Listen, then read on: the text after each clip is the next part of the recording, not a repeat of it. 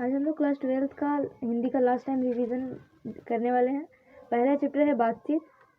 बातचीत एक ललित निबंध है जिसके निबंधकार हैं बालकृष्ण भट्ट। दूसरा चैप्टर है उसने कहा था यह एक कहानी है जिसको चंद्रशेखर शर्मा गुलेरी ने 1915 में लिखा था। तीसरा चैप्टर है संपूर्ण क्रांति। संपूर्ण क्रांति एक ऐतिहासिक भाषण है जिसको मतलब कि जो लिखा गया है जयप्रकाश नारायण के द्वारा। चौथा चैप्टर अर्धनारीश्वर। यह एक निबंध है जिसको लिखा गया है रामधारी सिंह दिनकर द्वारा। पांचवा चैप्टर है रोज। यह एक कहानी है जिसको लिखा है सच्चिदानंद हीरानंद वात्स्यायन अगे ने, जो गैंग्रीन नाम से पहले प्रकाशित था, उसके बाद इसका नाम रोज रखा। अगला चैप्टर है एक लेख और एक पत्र। यह एक निबंध और पत्र है जिसको भगत सिंह ने लिखा था। अगला चैप्टर है ओ सदा नीरा। यह निबंध है जो बोलते छंद से लिया गया है। इसके लेखक हैं जगदीश चंद्र माथुर। आठवां चैप्टर है सिपाही की माँ। यह एक एकांकी है जो अंडे के छिलके एकांकी का संग्रह वहाँ से लिया गया है। इसके रचनाकार है मोहन राकेश। अगला चैप्टर है प्रकृति और समाज। यह एक निबंध है जो वाद विवाद संवाद से लिया गया है। इसके लेखक हैं नामवर सिंह। जूठन एक आत्मकथा है जिसके रचनाकार हैं ओम प्रकाश वाल्मीकि। अगला चैप्टर है हंसते हुए मेरा अकेलापन। यह एक डायरी है जिसको लिखा है मलयज ने। अगला चैप्टर तिरिश। यह आधुनिक त्रासदी की एक कहानी है जो उदय प्रकाश द्वारा लिखी गई है। अगला चैप्टर शिक्षा। यह जे कृष्णमूर्ति द्वारा लिखा गया।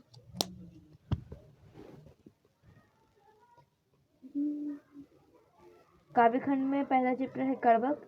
कड़वक के कवि हैं मलिक मोहम्मद जायसी जी भक्ति काल के प्रेम मार्गी कवि हैं। और ये जो चैप्टर है हमारा कड़वक वो पद्मावत से लिया गया है। दूसरा चैप्टर है पद। सूरदास के पद सूरदास द्वारा लिखा गया है। ये भी भक्ति काल के कृष्ण भक्ति शाखा के कवि थे।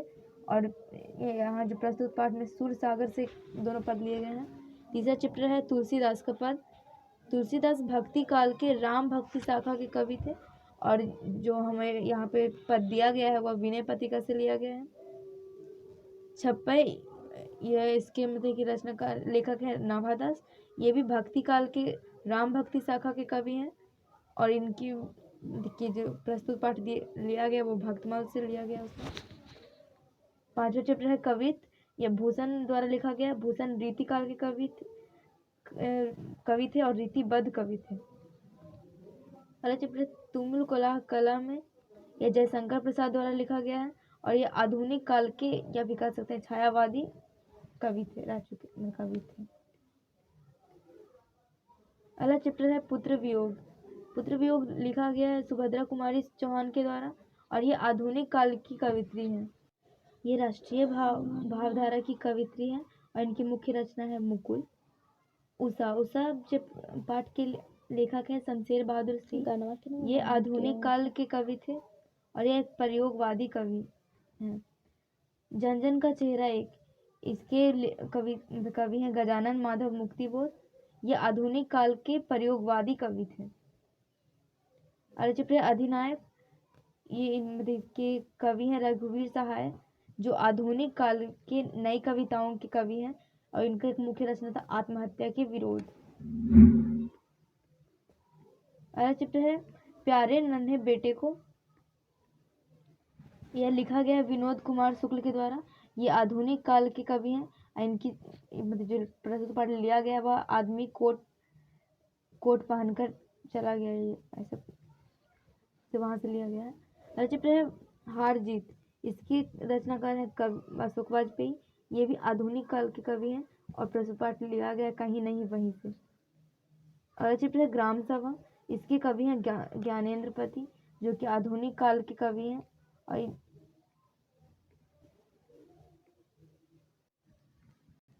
कविता में पहला चैप्टर है कड़वक, जो कि लिखा गया है मलिक मोहम्मद जायसी के द्वारा। कविता कड़वक के रचयिता मलिक मोहम्मद जायसी ने एक आंख होते हुए भी अद्भुत काव्य रचा जो सुनने वाले को मोहित कर देता है। वे कहते हैं कि जैसे चंद्रमा दाग होते हुए भी प्रकाश फैलाता है, समुद्र खारेपन के बावजूद भी विशाल है और सुमेरु त्रिशूल के प्रहार से भी ऊंचा हुआ, वैसे ही गुणों के साथ अवगुण भी स्वाभाविक है। कभी अपने एक आंख को दर्पण के समान मानते हैं, जो स्वच्छता और पारदर्शिता का प्रतीक है। उनका विश्वास है कि उनकी कीर्ति इस नश्वर संसार में अमर रहेगी और पाठक उन्हें अवश्य याद करेंगे। दूसरा चैप्टर है तुलसीदास के पद। गोस्वामी तुलसीदास हिंदी साहित्य के महान कवि थे। इस पद में उन्होंने राम, लक्ष्मण, भरत, शत्रुघ्न की स्तुति के बाद सीता जी को माँ कहकर संबोधित किया है। कवि ने सीता से प्रार्थना की है कि वे उनकी भक्ति और श्री राम के बीच माध्यम बने, जिससे श्री राम उनकी भक्ति से प्रसन्न होकर उनका उद्धार करे। अपनी दीनहीन अवस्था बताते हुए कवि ने प्रभु की अनुकंपा की याचना की है और उनकी भक्ति से जीवन धन्य करने की इच्छा प्रकट की है। अगला है कवि, जो कि भूषण द्वारा लिखा गया है। रीतिकाल के कवि भूषण ने अपनी कवित्व में छत्रपति शिवाजी और छत्रसाल के शौर्य का वर्णन किया है। उन्होंने शिवाजी के मलेच्छ वंश पर अधिकार की तुलना इंद्र के यम, श्री राम के रावण, हवा के बादल, जंगल के आग के पेड़ों और शेर के हिरणों पर अधिकार से की है। छत्रसाल ने तलवार को नागिन की तरह शत्रुओं के गलों में मृत्यु समान बताया गया है। तलवार के विभिन्न उपनाम देते हुए कवि ने उन्हें शत्रुओं के लिए काल बताया है। अगला चैप्टर है पुत्र वियोग, जो कि सुभद्रा कुमारी चौहान द्वारा लिखा गया है। कविता पुत्र वियोग सुभद्रा कुमारी चौहान द्वारा लिखी गई है, जिसमें कवित्री ने अपने इकलौते पुत्र के निधन पर पीड़ा का वर्णन किया है। यह पीड़ा सिर्फ कवित्री की ही नहीं बल्कि हर माँ का दर्द बन गई है। कवित्री के लिए पुत्र उनका प्रिय खिलौना था, जिससे वह खेलती थी। उसकी हर पुकार पर दौड़ पड़ती थी। उसने पुत्र की प्राप्ति के लिए कई मन्नतें मांगी थी, लेकिन फिर भी वह उसे खो बैठी। पुत्र के बिना जीवन नीरस और शून्य हो गया है और माँ के लिए उसे भूल पाना असंभव है। अगला चैप्टर है जन जन का चेहरा एक, जो कि गजानन माधव मुक्तिबोध द्वारा लिखा गया है। जन जन का चेहरा एक गजानन मानव मुक्तिबोध की कविता है, जिसमें संघर्षशील जनता का चित्रण है। यह जनता दुनिया भर में न्याय, शांति और बंधुत्व के लिए श्रम और संघर्ष कर रही है। कवि इसमें एकता को देखते हुए इस संघर्ष को प्रेरणा का स्रोत मानते हैं। कवि पूंजीवाद समाज को शोषक और मजदूरों को शोषित वर्ग बताते हैं। प्रकृति के हर अंग में कवि मजदूरों का दुख देखता है। उसका मानना है कि मजदूर अपने अधिकार पाने पर ही संतुष्ट होंगे और उसकी विजय का गीत समान होगा। अगला चैप्टर है तुमुल कोलाहल कलह में। इसके लेखक हैं जयशंकर प्रसाद।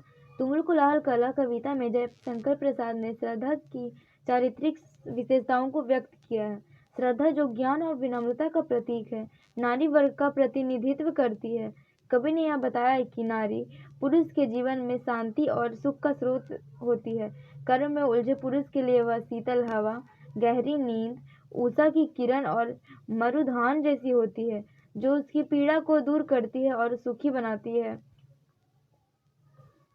अगला चैप्टर है उषा, जो कि शमशेर बहादुर सिंह द्वारा लिखा गया है। कवि शमशेर बहादुर सिंह की कविता उषा में उषाकालीन प्रकृति का आकर्षक चित्रण किया गया है।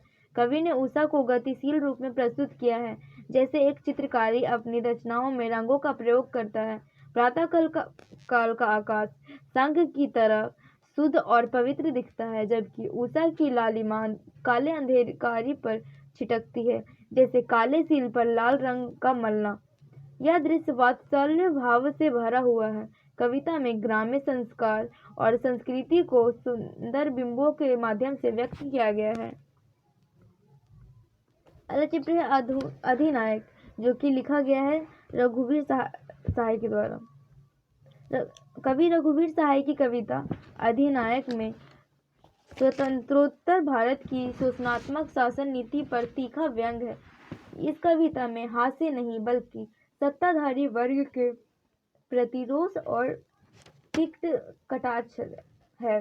कवि ने दिखाया है कि सरकार पूंजीपतियों की गुलाम बन गई है और गरीबों का शोषण किया जा रहा है।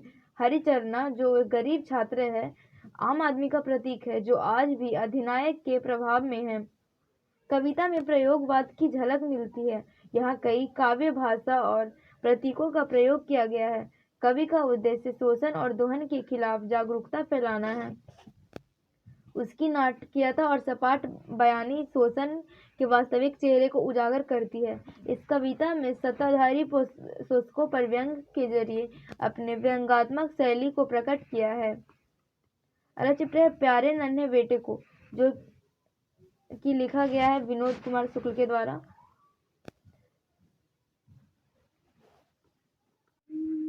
सुभद्रा कुमारी चौहान द्वारा रचित कविता पुत्र वियोग एक माँ की असहनीय पीड़ा को व्यक्त करती है, जो अपने पुत्र के असामयिक निधन से व्यथित है। कवित्री कहती है कि संसार में खुशियां भले ही हों, लेकिन पुत्र खोने वाली माँ के लिए सब व्यर्थ है। वह बेटे के हर पल की चिंता करती थी और उसकी भलाई के लिए देवताओं से प्रार्थना भी की, लेकिन उसे बचाया नहीं जा सका।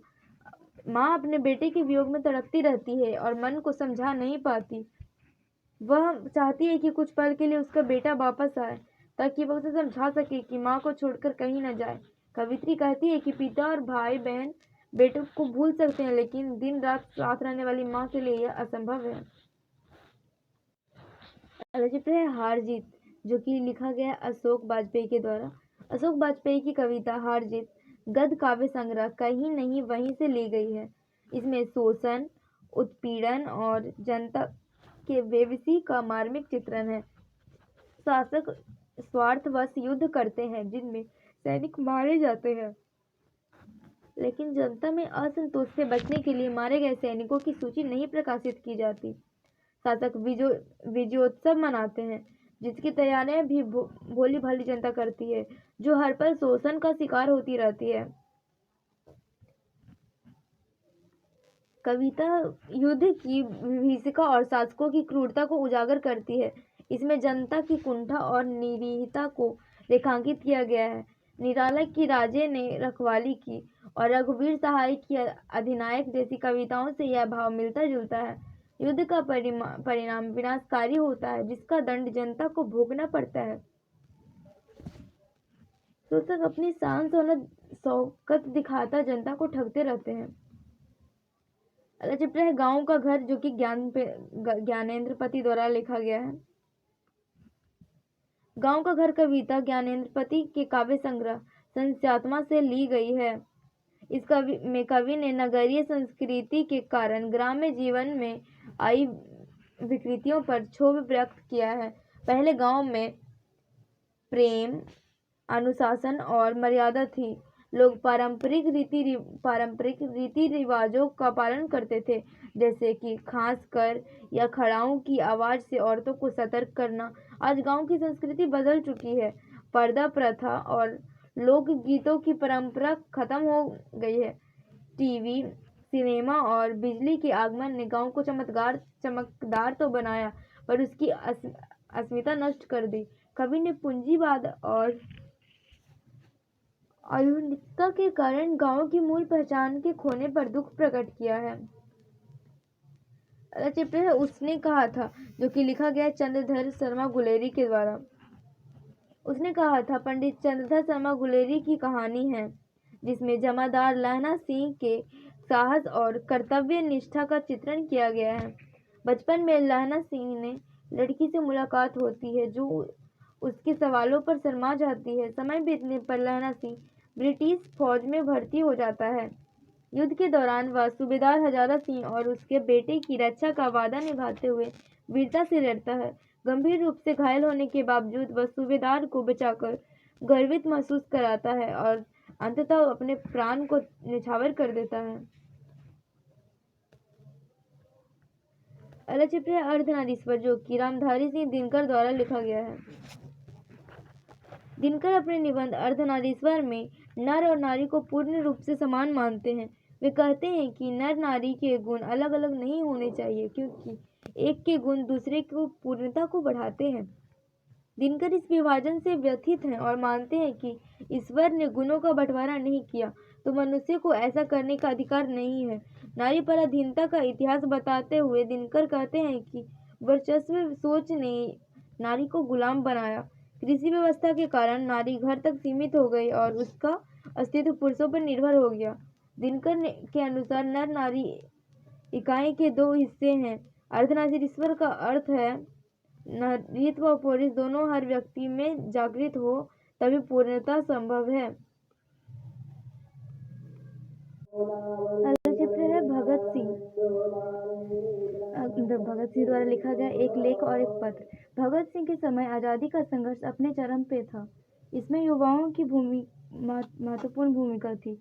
वे मानते हैं कि देश की आज़ादी के लिए पूर्ण समर्पण और त्याग की जरूरत है, जो पारिवारिक बंधनों में उलझे लोगों के लिए कठिन है। विद्यार्थी जो इन बंधनों से मुक्त होते हैं, उन्हें वे राजनीति में सक्रिय होने के लिए प्रेरित करते थे। उनके अनुसार विपत्तियां व्यक्ति को पूर्ण बनाती हैं और उनसे बचने के लिए आत्महत्या का विचार कायरता है। वे रूसी क्रांति और साहित्य को प्रेरणादायक मानते थे, क्योंकि यह वास्तविकताओं का चित्रण करता है और आत्मबल बढ़ाता है। भगत सिंह मानते थे कि क्रांति सामूहिक हितों के लिए होती है, न कि व्यक्तिगत लाभ के लिए। उन्होंने सुखदेव को पत्र में सुविचारिता और उद्देश्यपूर्ण क्रांति पर जोर दिया, ताकि इसे दीर्घकालीन और बहुआयामी परिणाम हो। यह स्पष्ट है कि भगत सिंह एक भविष्य दृष्टा और कुशल रणनीतिकार थे। अगला चित्र है ओ सदा नीरा, जो कि जगदीश चंद्र माथुर द्वारा लिखा गया है। ओ सदा नीरा निबंध लेखक जगदीश चंद्र माथुर की किताब बोलते छंद से लिया गया है। यह निबंध गंडक नदी और चंपारण क्षेत्र की संस्कृति और जीवन की गहरी झलक प्रस्तुत करता है।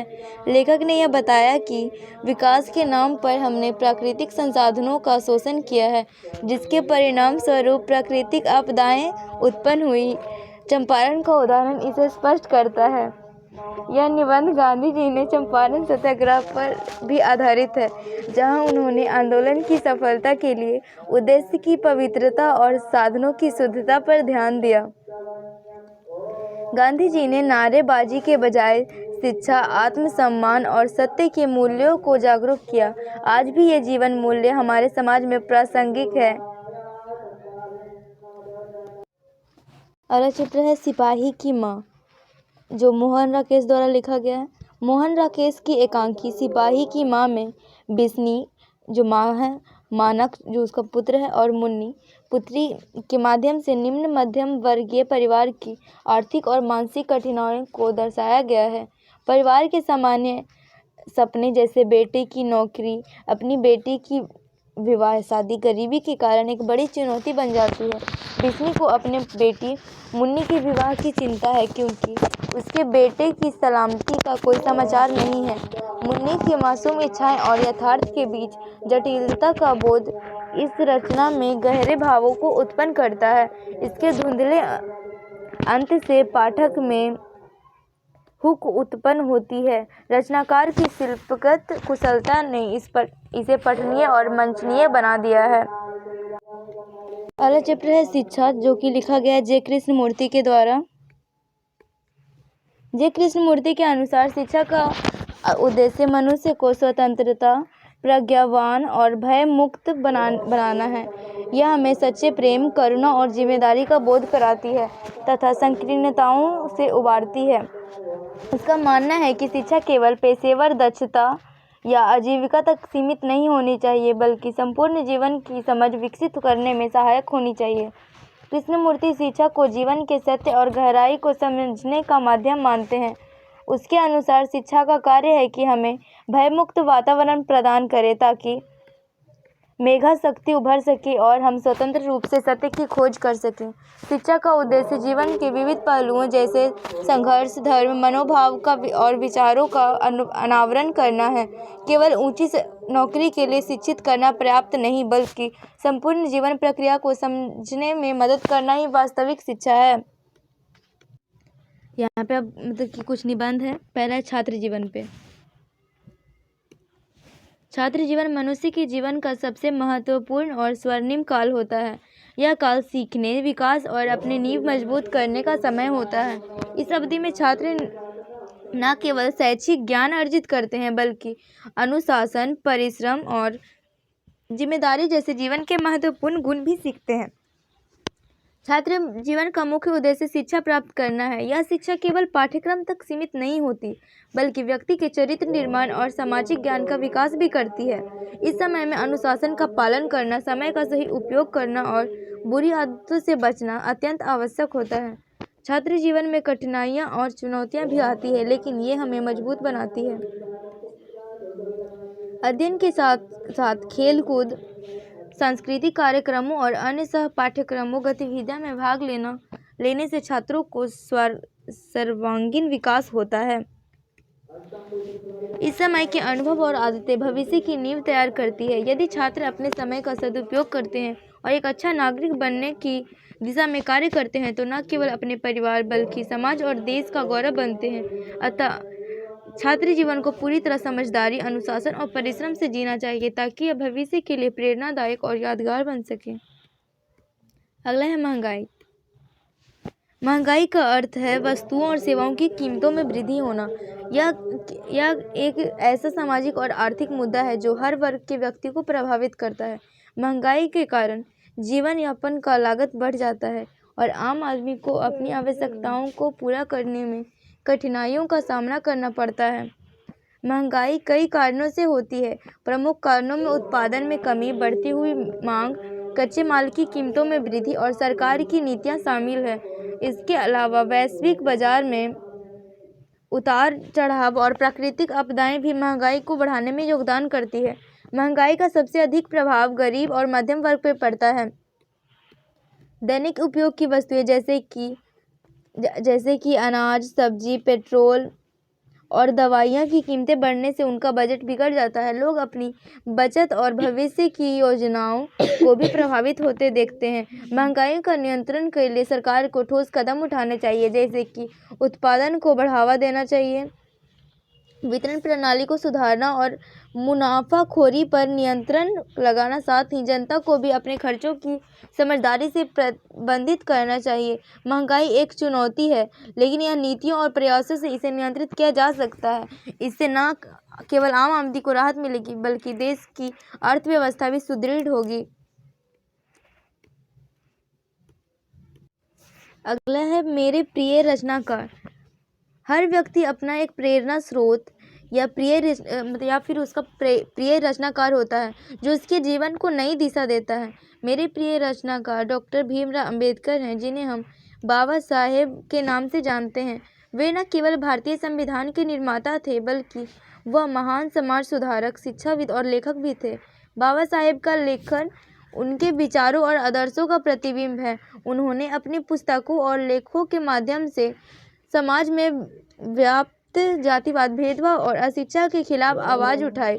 उनकी पुस्तक एनिहिलेशन ऑफ कास्ट यानी जाति का उच्छेद सामाजिक विषमताओं को समाप्त करने का एक प्रेरणादायक दस्तावेज है।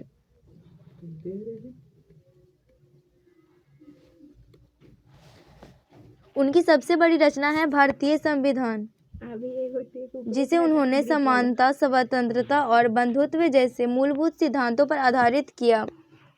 बाबा साहेब ने अपने लेखन के जरिए समाज में हाशिए पर पड़े लोगों को शिक्षा और अधिकारों का महत्व समझाया।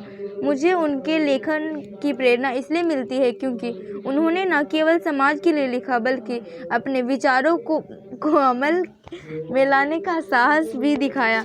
उनकी रचनाएं हमें आत्मसम्मान, शिक्षा और संघर्ष की सीख देती है। बाबा साहेब ने अपने लेखक और कर्मों से यह सिद्ध किया कि यही सही दिशा में प्रयास करने से बदलाव संभव है। डॉक्टर भीमराव अंबेडकर ने न केवल मेरे प्रिय रचनाकार हैं बल्कि मेरे जीवन की कई नई ऊर्जा और प्रेरणा देने वाले पथ प्रदर्शक भी हैं।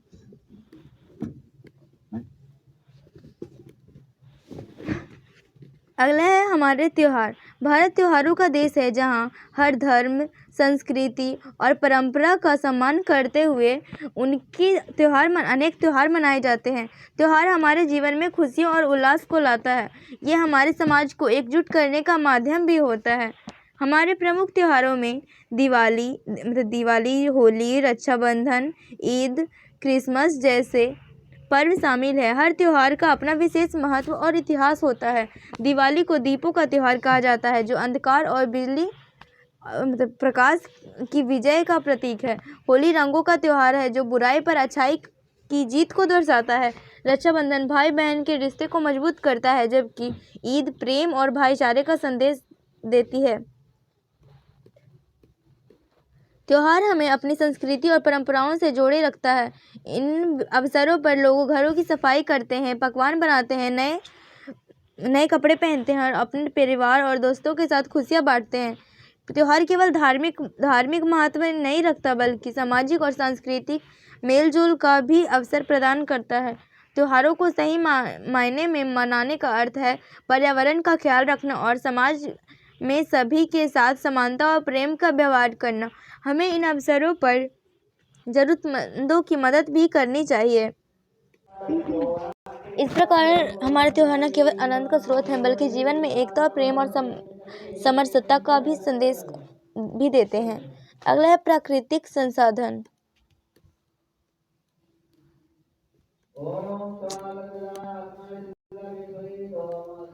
प्राकृतिक संसाधन वे संपत्तियां हैं जो प्रकृति में बिना किसी लागत के प्रदान करती है, जिसमें जल, वायु, मिट्टी, खनिज, वनस्पति और जीव जंतु प्रमुख हैं। ये संसाधन मानव जीवन के अस्तित्व और विकास के लिए अत्यंत महत्वपूर्ण है। जल जीवन का आधार है। कृषि, उद्योग और दैनिक कार्यों के लिए इसकी आवश्यकता होती है।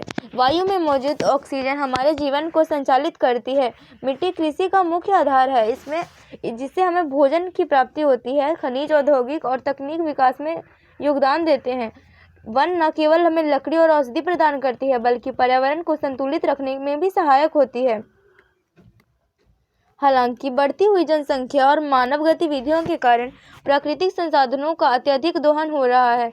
वनों की कटाई, जल स्रोतों का प्रदूषण और खनिजों का अंधाधुंध उपयोग संसाधनों की कमी का कारण बन रहा है। इसलिए हमें प्राकृतिक संसाधनों का संरक्षण करना चाहिए। जल को बचाने, ऊर्जा का सतत उपयोग करने, पुनः चक्रण को अपनाने जैसे कदम को उठाना चाहिए। साथ ही वनीकरण और स्वच्छता अभियान में सक्रिय भागीदारी से हम पर्यावरण को संरक्षित कर सकते हैं। प्राकृतिक संसाधनों का सही उपयोग और संरक्षण न केवल हमारी पीढ़ी बल्कि आने वाली पीढ़ियों के लिए भी आवश्यक है। अतः यह हर व्यक्ति की जिम्मेदारी है कि वह संसाधनों का उपयोग सोच समझ कर करे। अगला है मोबाइल, आधुनिक यंत्र, मानव।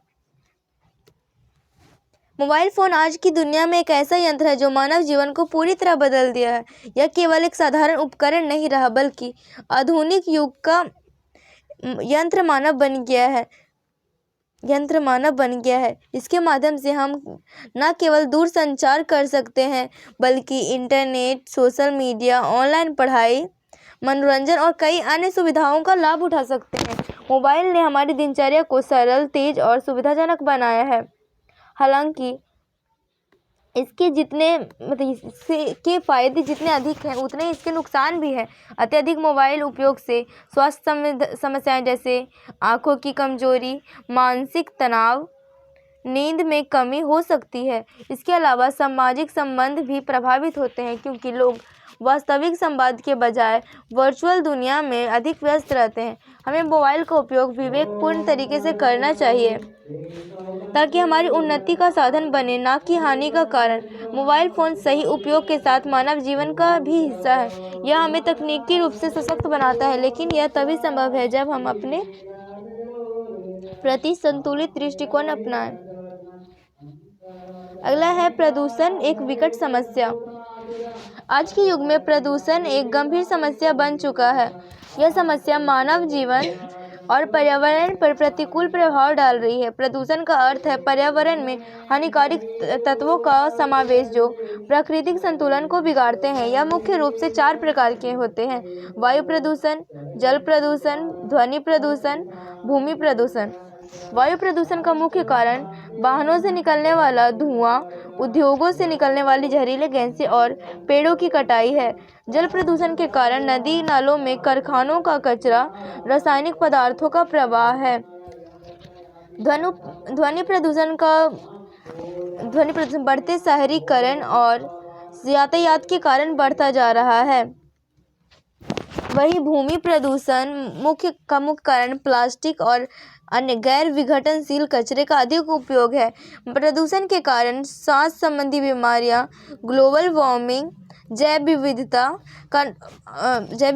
का नुकसान और प्राकृतिक आपदाएं बढ़ रही है। इसके समाधान के लिए हमें पेड़ लगाना, सार्वजनिक परिवहन का उपयोग करना, प्लास्टिक का उपयोग कम करना और उद्योगों पर कड़ी निगरानी रखना चाहिए। सरकार को आम जनता को मिलकर इस विकट समस्या का समाधान करना होगा। स्वच्छ और स्वस्थ पर्यावरण ही हमारे आने वाले भविष्य की कुंजी है, अतः हमें आज ही सतर्क होकर कदम उठाने होंगे। पर्यावरण का रक्षा करना हमारा कर्तव्य है। अगला है बेटी बचाओ बेटी पढ़ाओ। भारत में बेटियों की सुरक्षा और शिक्षा को बढ़ावा देने के लिए बेटी बचाओ बेटी पढ़ाओ अभियान की शुरुआत 22 जनवरी 2015 को प्रधानमंत्री नरेंद्र मोदी द्वारा हरियाणा के पानीपत से की गई थी। यह योजना मुख्य रूप से बालिकाओं के प्रति समाज में व्याप्त भेदभाव को समाप्त करने और उनकी शिक्षा को सुनिश्चित करने के उद्देश्य से शुरू की गई थी। पिछले कुछ वर्षों में भारत में लिंगानुपात में गिरावट और बेटियों के साथ हो रहे भेदभाव ने एक गंभीर समस्या का रूप ले लिया था। बेटियों को गर्भ में ही मार दिया जाता था, उन्हें शिक्षा और स्वास्थ्य जैसी मूलभूत सुविधाओं से वंचित रखा जाता था। इन समस्याओं का समाधान करने के लिए यह अभियान एक महत्वपूर्ण कदम है। इस योजना के अंतर्गत बेटियों को जन्म से लेकर शिक्षा और उनके सुरक्षित भविष्य तक की जिम्मेदारी समाज और सरकार दोनों की है। इसका मुख्य संदेश है कि बेटियां केवल घर की जिम्मेदारी नहीं बल्कि देश व उज्जवल भविष्य का आधार है। इस योजना के तहत समाज में जागरूकता फैलाने के लिए विभिन्न कार्यशालाएं, प्रचार प्रसार और नीतियां बनाई गई है।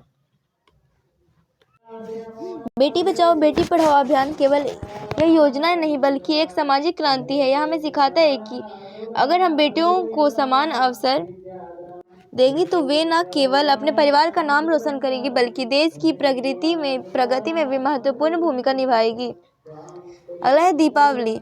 दीपावली भारत का प्रमुख और सबसे सुंदर त्योहार है, जिसे दीपों का पर्व भी कहा जाता है। यह पर्व हर साल कार्तिक मास की अमावस्या को मनाया जाता है। दीपावली का संबंध भगवान श्री राम की अयोध्या वापसी से है। जब भगवान राम ने 14 वर्ष का वनवास और रावण का वध करके अयोध्या लौटे तो नगरवासियों ने दीप जलाकर उनका स्वागत किया। तभी से यह त्योहार प्रकाश और खुशियों का प्रतीक बन गया। दीपावली के दिन घर और बाजारों को दियों, रंगीन लाइटों और रंगोलियों से सजाया जाता है। लोग यह नए कपड़े पहनते हैं, मिठाइयाँ बांटते हैं और एक दूसरे को शुभकामनाएं देते हैं। इस दिन माँ लक्ष्मी और भगवान गणेश की पूजा की जाती है। ऐसा माना जाता है कि माँ लक्ष्मी इस दिन घर घर जाती है और सुख समृद्धि का वरदान देती है। हालांकि पटाखों के कारण प्रदूषण बढ़ता है, इसलिए इस पर ध्यान रखना चाहिए कि त्योहार को पर्यावरण के अनुकूल तरीके से मनाना चाहिए। दीपावली न केवल अंधकार पर प्रकाश की विजय का प्रतीक है बल्कि यह प्रेम, भाईचारे और खुशियां बांटने का भी संदेश देती है। अस्तु मा सद्गमय तमसो मा ज्योतिर्गमय का संदेश देने वाला यह त्योहार हमें सच्चाई और अच्छाई के मार्ग पर चलने की प्रेरणा देता है। अगला है वृक्षारोपण। वृक्षारोपण का अर्थ है पेड़ पौधे को लगाना तथा उनका संरक्षण करना। यह प्रकृति का सौंदर्य बढ़ाने के साथ साथ मानव जीवन के लिए भी अत्यंत महत्वपूर्ण है। पेड़ न केवल हमें स्वच्छ वायु प्रदान करते हैं बल्कि वे मिट्टी के कटाव को रोकते हैं, वर्षा को आकर्षित करते हैं और पर्यावरण को संतुलित रखते हैं। आज के समय में बढ़ती जनसंख्या और शहरीकरण के कारण पेड़ों की अंधाधुंध कटाई हो रही है। इसके परिणाम स्वरूप जलवायु परिवर्तन, वायु प्रदूषण, ग्लोबल वार्मिंग और जैव विविधता की हानि जैसी गंभीर समस्याएं उत्पन्न हो रही है। इन समस्याओं का समाधान वृक्षारोपण के माध्यम से किया जा सकता है। पेड़ पौधे हमें फल, लकड़ी और औषधियां प्रदान करते हैं। वे पक्षियों और अन्य जीवों के लिए आश्रय भी हैं। इसलिए प्रत्येक व्यक्ति को अपने जीवन में कम से कम एक पेड़ अवश्य लगाना चाहिए। स्कूल, कॉलेज और समाज में वृक्षारोपण अभियान चलाकर लोगों को इसके प्रति जागरूक करना चाहिए। संक्षेप में, वृक्षारोपण न केवल हमारी जिम्मेदारी है, बल्कि यह हमारी धरती को हरा भरा और स्वस्थ बनाए रखने के लिए महत्वपूर्ण साधन है। आइए मिलकर यह संकल्प लें कि अधिक से अधिक पेड़ लगाकर प्रकृति की रक्षा करेंगे। आतंकवाद विश्व के लिए खतरा। आतंकवाद आज का गंभीर एक वैश्विक समस्या बन चुका है, जो न केवल देशों की सुरक्षा को खतरे में डालता है, बल्कि निर्दोष लोगों की जान भी ले लेता है। यह एक ऐसी निधि है जिसमें निर्दोष लोगों पर हमला करके डर और भय फैलाया जाता है, ताकि अपने राजनीतिक, धार्मिक और या सामाजिक उद्देश्यों को पूरा किया जा सके। आतंकवाद का संगठन अक्सर समाज में असुरक्षा का माहौल बनाता है, जिससे लोगों के बीच विश्वास और नफरत फैलती है।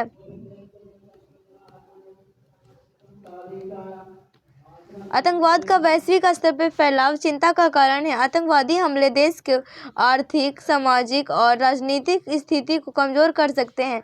इन हमलों के कारण लाखों लोग प्रभावित होते हैं और देशों की सुरक्षा उपायों में भारी निवेश करना पड़ता है। यह विकास में रुकावट डालता है और देशों को आपसी सहयोग की आवश्यकता महसूस होती है। अंतर्राष्ट्रीय समुदाय के आतंकवाद के खिलाफ एकजुट होकर काम करना चाहिए। इसके लिए आतंकवाद के कारणों का समाधान करना, शिक्षा, रोजगार और सामाजिक सुरक्षा को बढ़ावा देना महत्वपूर्ण है। यदि हम आतंकवाद के खिलाफ वैश्विक प्रयासों को सशक्त बनाएंगे, तो हमें शांतिपूर्ण और सुरक्षित दुनिया का इस दिशा में कदम बढ़ा सकते हैं। इसीलिए आतंकवाद के खतरे से बचने के लिए सभी देशों को एकजुट होकर ठोस कदम उठाने होंगे। अगला है